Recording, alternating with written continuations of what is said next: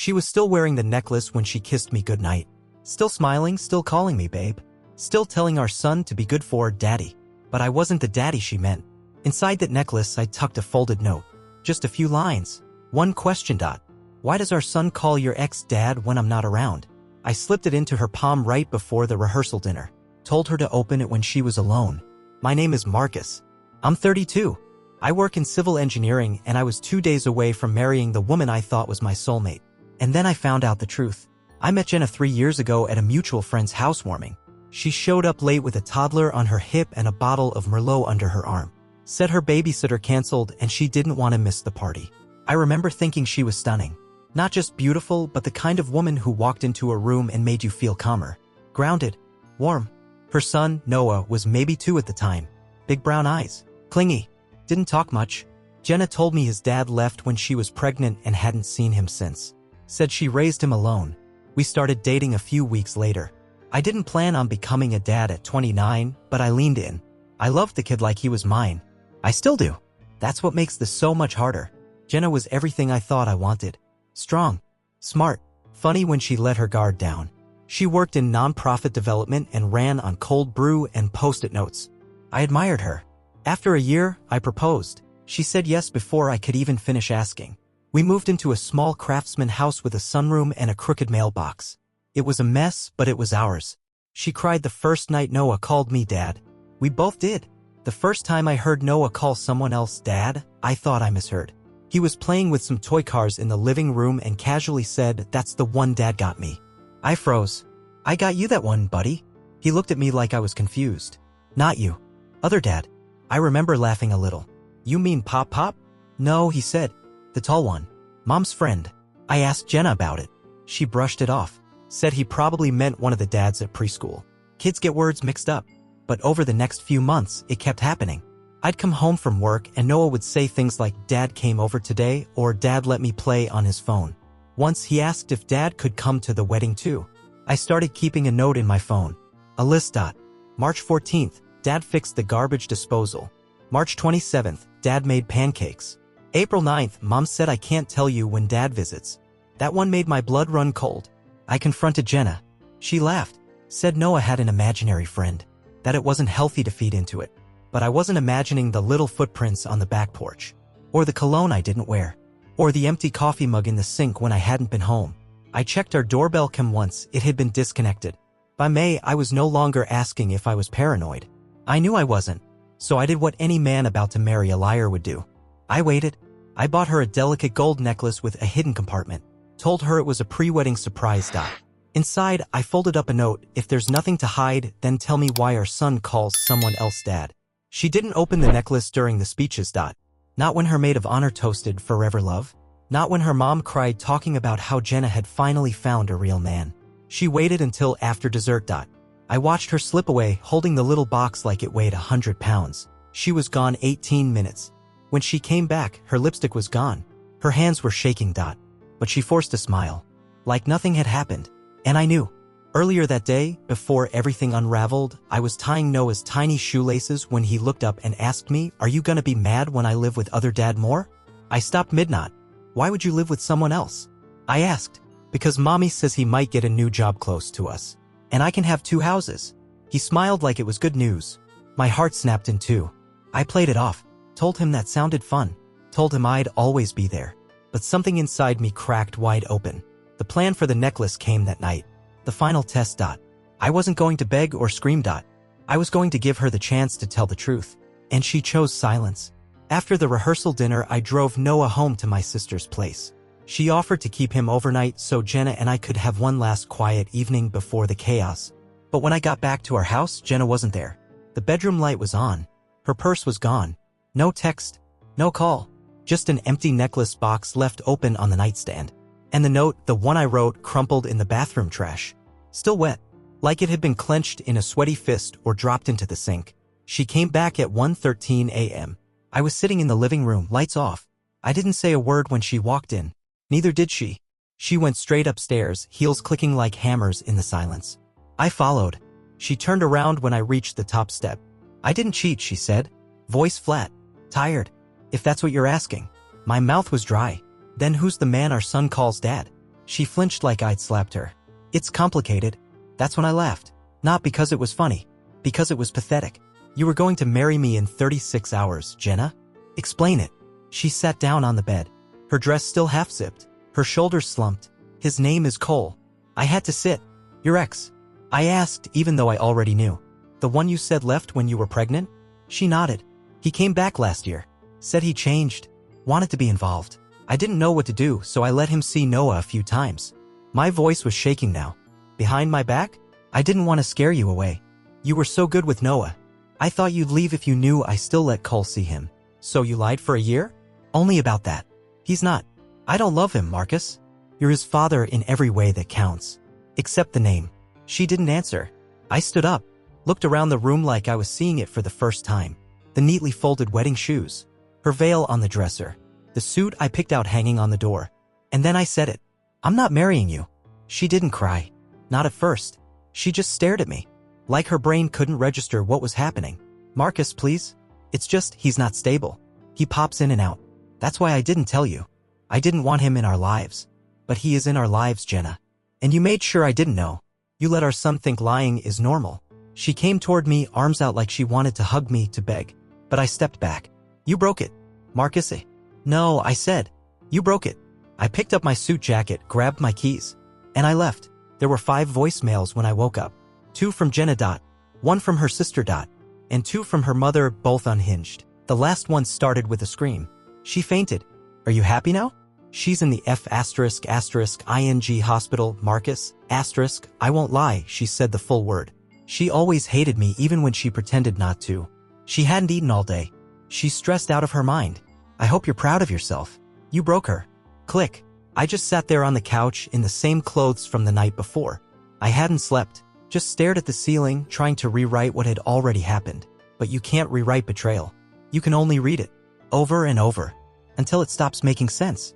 I went to the hospital. I know I shouldn't have, but I had to see her. I had to see if she was okay, or if this was some kind of manipulative guilt trap. I walked into her room and froze. She was sitting up, pale, hooked up to fluids. Her mom was dabbing her forehead with a washcloth like they were in a bad soap opera. As soon as her mom saw me, she stood up, stormed out, slammed the door. Jenna looked at me like I was a ghost. You came, she whispered. I had to see if you were faking, I said. She didn't even flinch. I deserve that. Silence. Just the beep of the monitor behind her and the weight of everything unspoken pressing on my ribs. Then she said it. I lied because I was afraid. I didn't want you to think I was still tied to him. I sat in the plastic hospital chair. But you were tied to him. Through Noah. And now so am I. And I didn't get a vote. She looked away. He was supposed to disappear again. That's what he always does. So you gambled with our future. With my heart. With our son's trust. Her eyes welled up. I didn't mean to hurt anyone. That made me laugh hard and bitter. Jenna, you let our son build a second life behind my back. You let him call another man dad. That's not a mistake. That's a decision. Over and over. I left the hospital before her lunch tray came in. Her sister called me 5 times that afternoon. Her mom texted to say I was a coward. That real men don't run. Noah's preschool teacher called too. Marcus, is everything okay? Noah cried during story time. He said his wedding's canceled. I had to sit down in the middle of the grocery store. That was the moment I realized it wasn't just my heart that broke. It was his. I picked him up early. He was holding his little backpack and a drawing of the 3 of us, me, Jenna, and him. All smiling. My family. Where's mommy? He asked. She's resting. She's not feeling well. He nodded. Because you yelled? That crushed me. I buckled him in, drove back to my sister's, and cried in the parking lot while he napped in the backseat. Not because I miss Jenna, but because I missed the version of my life that never actually existed. That night, Jenna sent me a picture. It was the necklace, sitting on her palm. No note this time. Just a single line of text. Please don't take him away from me. It was wedged in the bottom of his backpack, crinkled, folded unevenly, probably handed out by his preschool teacher a week before. A little red construction paper card, scribbled in marker. On the front, a shaky heart dot. Inside, to Cole, love, Noah. Next to it, a drawing. 2 stick figures holding hands. 1 tall, 1 small dot. Both smiling. My stomach flipped. My throat closed dot. He made that card in a classroom full of other kids dot. And he didn't make it for me. I didn't yell. I didn't cry. I just stared at that card for 15 straight minutes while Noah played with Legos in the next room. He had no idea that piece of red paper had just lit a fuse inside my chest. I texted Jenna, "We need to talk, in person. No games." She responded within seconds. "Okay, just me. Not my mom. Not my sister. I swear." I told my sister to watch Noah. I needed answers. We met at a quiet coffee shop across town. Neutral ground. She looked like hell. Puffy eyes. Hair in a rushed bun. That necklace, the one I gave her, was gone. I sat across from her and slid the card across the table. Her hand went to her mouth. "I didn't know," she whispered. "He never showed me." I said nothing. She looked up. "Marcus, I didn't give that to him. Cole must have visited the school. Or," I cut her off, "you let him get that close. That's the point." She started crying again. "You said he wasn't involved. You said he just popped in once or twice. But he's going to his school. He's getting drawings. He's getting called Dad. And what am I?" I asked. "What have I been this whole time?" She reached out like she could still fix it. But I leaned back. "You've been the one who raised him," she said. "The one who stayed. Then why do I feel like a stranger in my own home?" I said. She told me everything, or at least enough of it. Cole came back into her life a year ago. Said he wanted to be involved. Claimed he'd gotten clean. Therapy, new job, everything. She didn't tell me because she didn't believe him at first. But then he started showing up. With toys, with stories, with charm. And Noah was hooked, so she let it happen. Bit by bit. Behind my back. "I was afraid," she said again. "Afraid that if I told you, you'd leave. Or that you'd try to push him out and Noah would hate you." I looked her dead in the eye. "You made that choice for me." Then I asked the question I had been holding back for weeks. "Did he ever stay the night?" "No," she said immediately. "God, no. Marcus, it wasn't like that."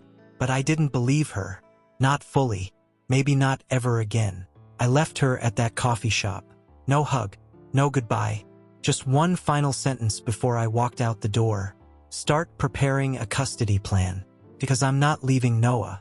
And I'm not pretending this didn't happen." That night, Jenna sent a text I'll never forget. "If you take him from me, I'll tell him the truth. That you're not his real dad. That you never were." He had the audacity to smile. Standing on my porch, in a tight Henley shirt, holding a juice box in one hand and a plastic bag of toy cars in the other. Like we were old friends, just catching up. "Marcus, right?" he said, extending a hand. I didn't take it. "You're Cole," I said, my voice flat. He grinned like it was a joke. "Guilty. Jenna around?" "No," I said. "She's not." He looked past me like he might just waltz in anyway. I was hoping to drop these off for Noah. He left one of his toys in my truck. Of course he drives a truck. I stared at the bag. I recognized one of the Hot Wheels, a red Mustang I'd bought for Noah 3 birthdays ago. It had been in our house. Now it had been in his. "Did you visit his school?" I asked suddenly. Cole blinked. "What? Don't play dumb. Did you go to his school? On Father's Day?" His smile faltered. "Yeah, just for a minute. Jenna said it was okay. She didn't tell me."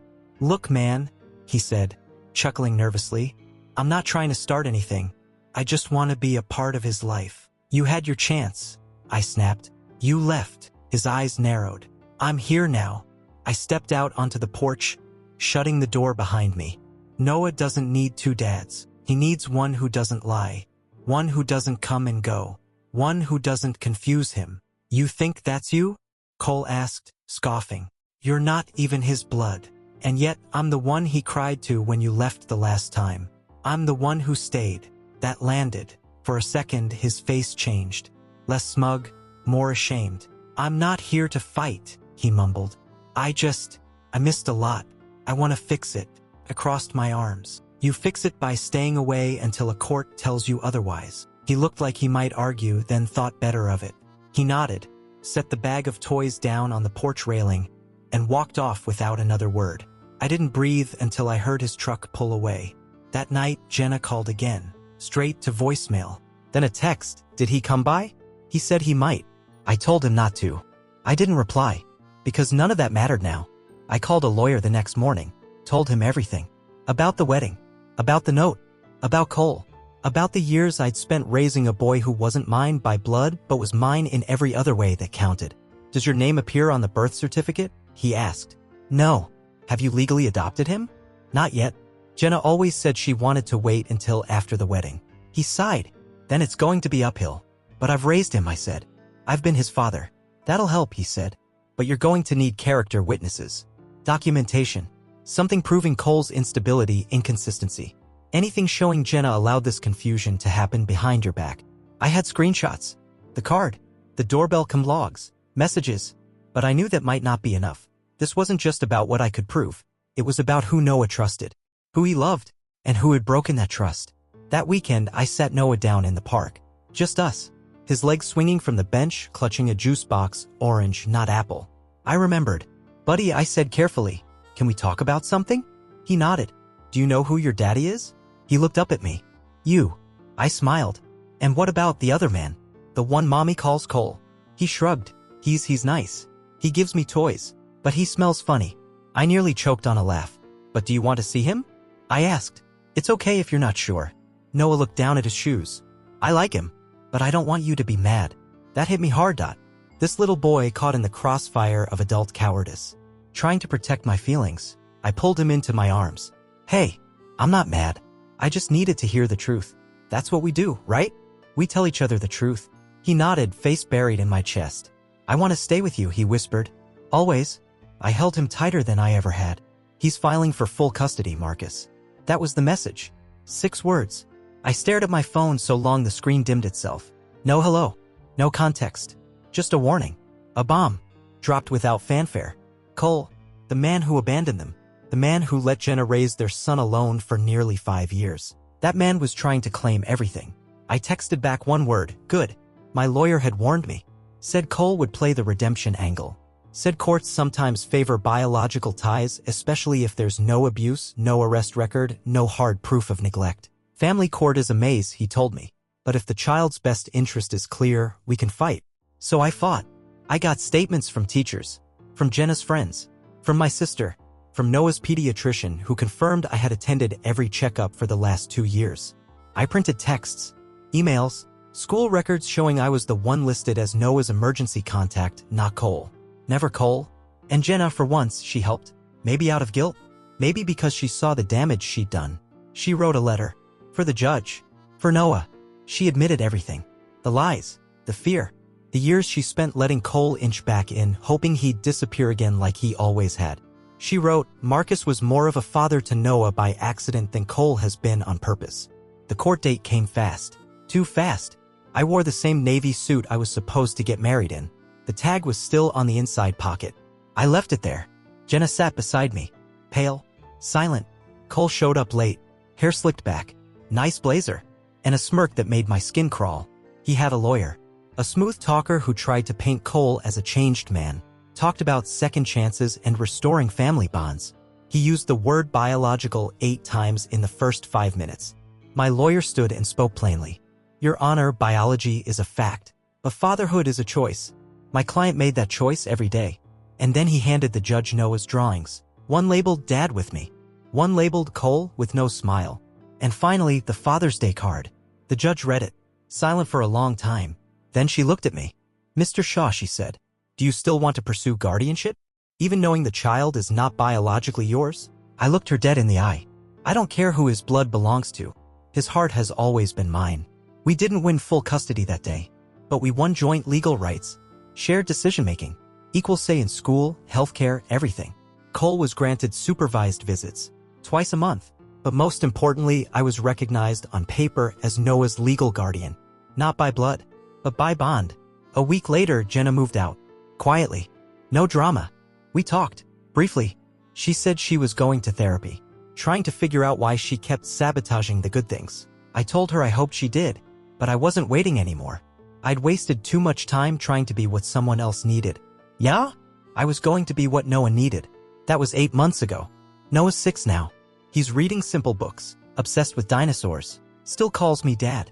And last week his teacher asked the class to draw your hero. He drew me, wearing a cape, and holding a Hot Wheels car. Underneath it he wrote, my dad is not my first dad. But he's my real one. Epilogue. I still have the necklace. The one with the note inside. I keep it in the drawer next to my bed. Not because I want to remember the betrayal, but because I want to remember the moment I stopped waiting for someone to choose me, and chose myself instead. And now, I'm not just someone's backup plan. I'm someone's dad.